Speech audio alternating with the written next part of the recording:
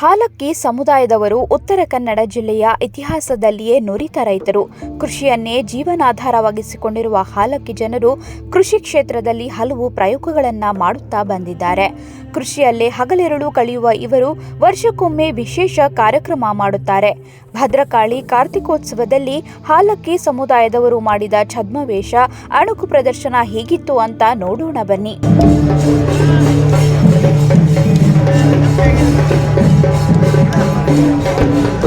ಉತ್ತರ ಕನ್ನಡ ಜಿಲ್ಲೆಯ ಗೋಕರ್ಣದಲ್ಲಿ ಭದ್ರಕಾಳಿ ಕಾರ್ತಿಕೋತ್ಸವವನ್ನು ಅದ್ಧೂರಿಯಾಗಿ ಆಚರಿಸಲಾಗಿದೆ. ಈ ವೇಳೆ ಹಾಲಕ್ಕಿ ಸಮುದಾಯದವರ ಛದ್ಮವೇಷ, ಅಣುಕು ಪ್ರದರ್ಶನ ಎಲ್ಲರ ಗಮನ ಸೆಳೆಯಿತು. ಬೆಳ್ಳಂಬಾರದ ಹನುಮಂತಗೌಡ ನೇತೃತ್ವದಲ್ಲಿ ನಡೆದ ಅಣುಕು ಪ್ರದರ್ಶನ ಎಲ್ಲರ ಮೆಚ್ಚುಗೆಗೆ ಪಾತ್ರವಾಯಿತು.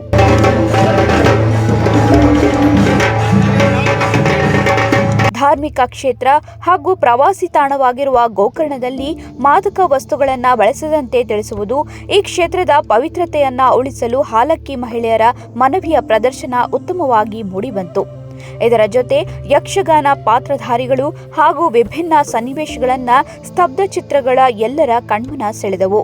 ಇನ್ನು ಭದ್ರಕಾಳಿ ಕಾರ್ತಿಕೋತ್ಸವ ಹಿನ್ನೆಲೆ ದೇವರ ಉತ್ಸವ ಬರುವ ಮಾರ್ಗವನ್ನು ಮಾವಿನ ತೋರಣ, ರಂಗೋಲಿಯಿಂದ ಶೃಂಗರಿಸಲಾಗಿತ್ತು.